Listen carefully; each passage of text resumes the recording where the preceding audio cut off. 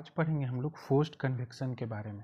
तो forced convection जो है ना, ये हीट ट्रांसफ़र का बहुत ही एक कॉम्प्लिकेटेड टॉपिक है। तो इसको बहुत ही आसान भाषा में समझेंगे, ऊपर ऊपर से देखेंगे हम लोग, ठीक है, उतना डिटेल में नहीं जाएंगे और नेक्स्ट वीडियो में इससे रिलेटेड क्वेश्चन करेंगे। तो पहले देखते हैं कि फोर्स्ड कन्वेक्शन होता क्या है। तो वैसा convection, the convection in which fluid is passed by an external agent is called forced convection. मतलब जो फ्लूइड जो उसके पास होगा ना, फ्लूइड की वजह से ही होगा कन्वेक्शन, तो वो जो है ना, वो फ्लूइड पास किसकी वजह से होगा? एक एक्सटर्नल एजेंट की वजह से। वो एक्सटर्नल एजेंट क्या हो सकता है भाई? फैन हो सकता है, ब्लोअर हो सकते हैं, या कुछ भी एक्सेट्रा हो सकते हैं, ठीक है। अब आसान भाषा में ना फोर्स्ड कन्वेक्शन को ऐसा बांटते हैं। तो देखिए, फोर्स्ड कन्वेक्शन जो है ना, उसको हम लोग दो, मतलब होता क्या है कि बुक में बहुत कॉम्प्लिकेटेड वे में दिया रहता है, हम इसको आसान भाषा में पढ़ेंगे। तो पहले देखते हैं कि प्लेट के थ्रू अगर फोर्स्ड कन्वेक्शन होगा, मतलब इस तरीके का कोई एक प्लेट होगा, ठीक है, इसके ऊपर फ्लूइड फ्लो होगा तो कन्वेक्शन होगा। इसको हम लोग ज़बरदस्ती फ्लो करवाएंगे, किसके थ्रू? एक फ़ैन के थ्रू, ठीक है। तो फैन के थ्रू जब फ्लो करवाएंगे तो फोर्स्ड कन्वेक्शन होगा प्लेट पे, और एक फोर्स्ड कन्वेक्शन होगा पाइप के थ्रू, ठीक है। तो प्लेट और पाइप दो तरीके का केस हम लोगों को पढ़ना है, ठीक है। जब प्लेट के थ्रू होगा ना, तो उसमें भी दो केस आते हैं। एक, अगर उस प्लेट के थ्रू लैमिनार फ्लो हो, मतलब फ्लूइड जो है वो बहुत धीरे धीरे फ्लो हो, और एक टर्बुलेंट फ्लो हो। और सिमिलरली पाइप के साथ भी ऐसा दो केस आता है, लैमिनार फ्लो और टर्बुलेंट फ्लो, ठीक है। तो बारी बारी से सभी को देखते हैं। तो देखिए, सबसे पहले देखते हैं कि forced convection through a laminar flow, ठीक है। तो लैमिनार फ्लो और प्लेट के थ्रू, तो देखिए इसमें जो नसेल्ट नंबर निकालने का फॉर्मूला है ना, जो कि होता है HL/K, वो होता है 0.664, रेनॉल्ड्स नंबर का पावर 0.5 और प्रैंडल नंबर का पावर 0.5। तो ये वाला आपको चीज़ याद रखना है, क्योंकि मेन जो मोटो है ना मेरा, या हम लोगों का जो मेन मोटो होता है, वो होता है H निकालने का। ये जो हीट ट्रांसफ़र कॉफिशिएंट है ना, ये निकालना मेरा मोटो रहता है। तो ये फार्मूला आप यूज कर सकते हैं, कब? जब प्लेट के थ्रू लैमिनार फ्लो हो तब। देखिए, उसमें एक टर्म आता है प्रैंडल नंबर, इसको भी समझ लेते हैं कि प्रैंडल नंबर होता है क्या है।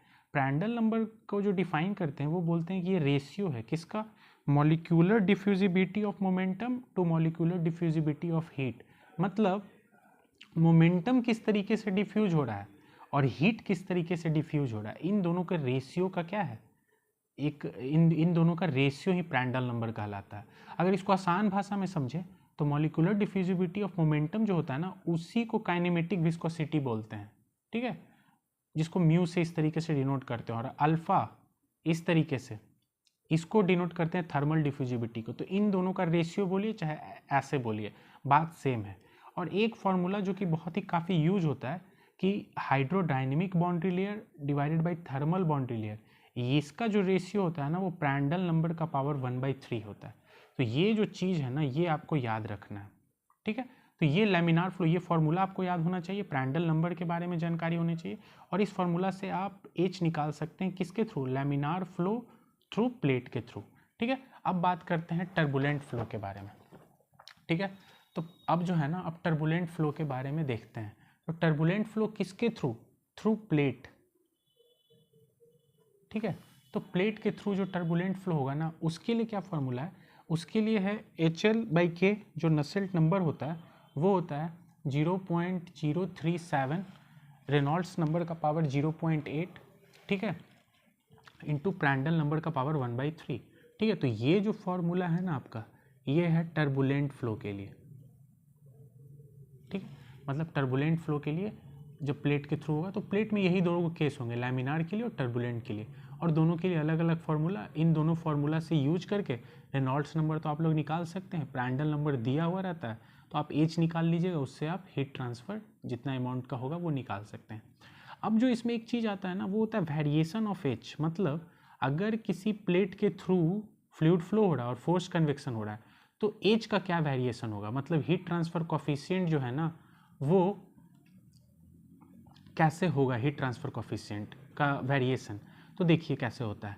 लैमिनार फ्लो में ना, स्टार्टिंग में ये घटता है, देख रहे हैं, जैसे जैसे एक्स बढ़ रहा है ना, ये एज का वैल्यू घट रहा है, घट रहा है, घट रहा है, और घटते घटते मिनिमम आ जाता है क्रिटिकल पॉइंट पे, ठीक है। और यहाँ से ये जो है ना, क्रिटिकल पॉइंट मतलब एक ऐसा पॉइंट जहाँ पे लैमिनार टर्बुलेंट में चेंज होता है, ठीक है, ये आप लोग फ्लूइड में पढ़े होंगे। तो यहाँ पे अचानक से ये बढ़ता है और मैक्सिमम हो जाता है टर्बुलेंट फ्लो के स्टार्टिंग में, और वहाँ से ये फिर इस तरीके से डिक्रीज़ होता है, और डिक्रीज़ होके भी ये जो लैमिनार फ्लो में जो एच होगा उससे हमेशा ज़्यादा ही रहता है। ये भले आगे जाके इनफाइनाइट पे मिले इसको, लेकिन ये जो है ना लैमिनार फ्लो से हमेशा ये ज़्यादा ही रहेगा। तो इस तरीके का वेरिएशन होता है एच का, ठीक है। तो प्लेट के बारे में इतना ही केस है, ठीक है। अब आते हैं पाइप के केस में, तो समझते हैं कि पाइप जो है ना वो किस तरीके से होता है। तो देखिए पाइप है, तो पाइप में दो केस होगा, लैमिनार फ्लो और टर्बुलेंट फ्लो का। तो पहले देखते हैं कि लैमिनार फ्लो में, तो इसमें पाइप के केस में, यानी पाइप बोलिए या फिर डक्ट बोलिए, डक्ट भी बोला जाता है, मतलब एक तरीके से रेक्टेंगुलर डक्ट भी, तो ये पाइप के केस सिमिलर केस ही होता है। तो इसमें भी पहला केस होगा लैमिनार फ्लो। तो इसमें लैमिनार के दो पार्ट आ जाते हैं, एक होता है कांस्टेंट हीट फ्लक्स और एक होता है कांस्टेंट वॉल टेम्परेचर। ये समझते हैं ये क्या होता है। देखिए पहला है कांस्टेंट हीट फ्लक्स।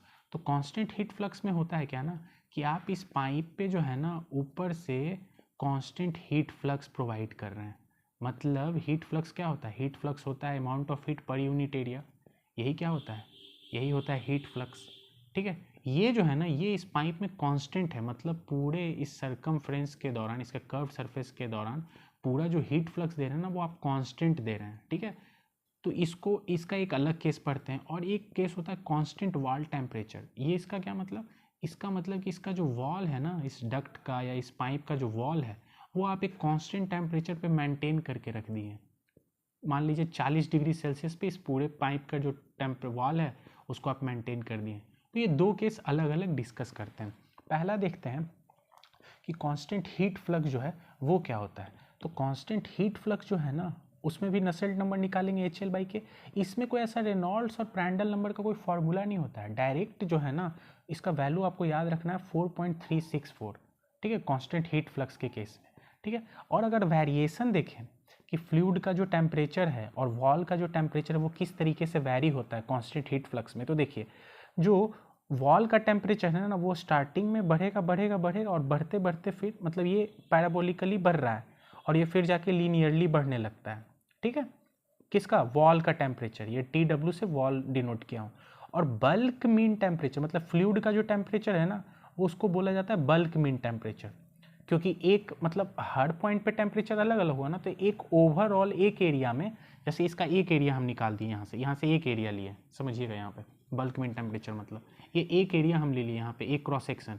तो इस पे जो मीन टेम्परेचर होगा ना, इस पे बहुत सारे फ्लूइड होंगे अलग अलग टेम्परेचर पे इस एरिया के पास, तो इस एरिया से जो सारे फ्लूइड होंगे उनका जो एवरेज टेम्परेचर होगा उसी को बोलते हैं बल्क मीन टेम्परेचर, ठीक है। तो बल्क मीन टेम्परेचर कैसे हो रहा है ना वो लीनियरली इंक्रीज करेगा, किस वाले केस में, कांस्टेंट हीट फ्लक्स के केस में।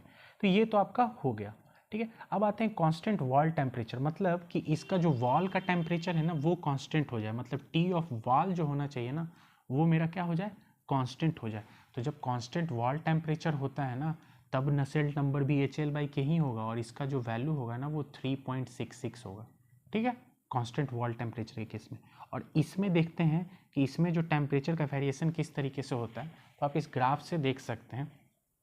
देखिए कांस्टेंट वॉल टेम्परेचर है मतलब वॉल का टेम्परेचर क्या होगा, कांस्टेंट होगा। तो देखिए ये स्ट्रेट लाइन है, क्यों, क्योंकि वॉल का टेम्परेचर हमेशा हम कांस्टेंट मेंटेन किए हैं। और जो बल्क मीन टेम्परेचर है मतलब फ्लूइड का जो टेम्परेचर है वो एक्सपोनेंशियली इस तरीके से क्या हो रहा है, इंक्रीज हो रहा है और आगे जाके फिर क्या हो रहा है, कांस्टेंट हो जा रहा है। यानी इन दोनों के बीच का जो गैप है ना स्टार्टिंग में बहुत ज़्यादा है और जैसे जैसे हम आगे बढ़ते जा रहे हैं एक्स में ये जो इन दोनों का जो टेम्परेचर का डिफरेंस है वो घटते जा रहा है और बाद में कुछ समय बाद क्या हो गया है, कांस्टेंट हो गया है, ठीक है। देख रहे हो आगे जाके ये दोनों पैरेलल हो जाएंगे इस तरीके से।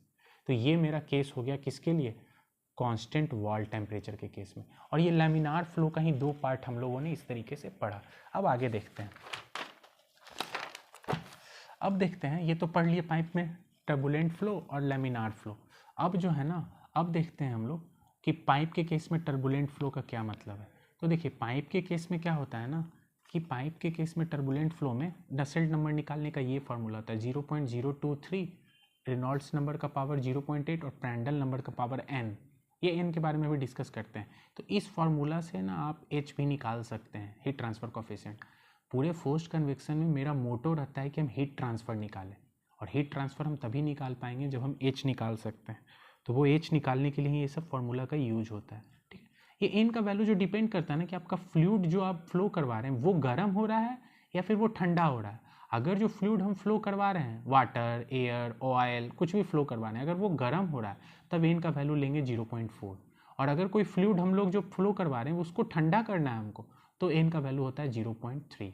ठीक है, ये होता है टर्बुलेंट फ्लो के केस में, जिसको हम लोग इसको डेट्यूअस बोल्टर इक्वेशन भी बोलते हैं। ठीक है, अब देखते हैं वेरिएशन ऑफ एच, मतलब एच जो है ना वो किस तरीके से वैरी होगा। ठीक है, इसको ज़रा समझते हैं कि एच किस तरीके से वैरी होगा। तो अगर आप इसको समझना चाहें तो ये एक हम ग्राफ बनाते हैं। ठीक है, ये हो गया एच का और ये हो गया एक्स का। तो जो एच का वेरिएशन है ना वो एक्सपोनेंशियली इस तरीके से डिक्रीज होता है पाइप के केस में। ठीक है, और जाके यहाँ पे एक थोड़ा सा एक क्या बोलते हैं डिसकंटिन्यूटी आएगा, कब? जब फ्लो लैमिनार से टर्बुलेंट में चेंज होगा ना, तो इस तरीके से एक डिसकंटिन्यूटी आएगा और ये फिर आगे जाके ऐसा थोड़ा सा कम डिक्रीज होने लगता है। ठीक है, मतलब स्टार्टिंग में बहुत ज़्यादा होगा एच, लेकिन जैसे जैसे वो फ्लो लैमिनार रहेगा, वो लैमिनार से टर्बुलेंट की तरफ बढ़ेगा, वो एच का वैल्यू जो है ना वो घटते जाएगा। तो यही है heat transfer for forced convection. ठीक है, इसको आप आसानी से ऐसा देख सकते हैं। अगर आपको पीडीएफ चाहिए तो आप कमेंट करके बता दीजिएगा, मैं इसका पीडीएफ अपलोड कर दूंगा। ठीक है, thank you for watching, bye.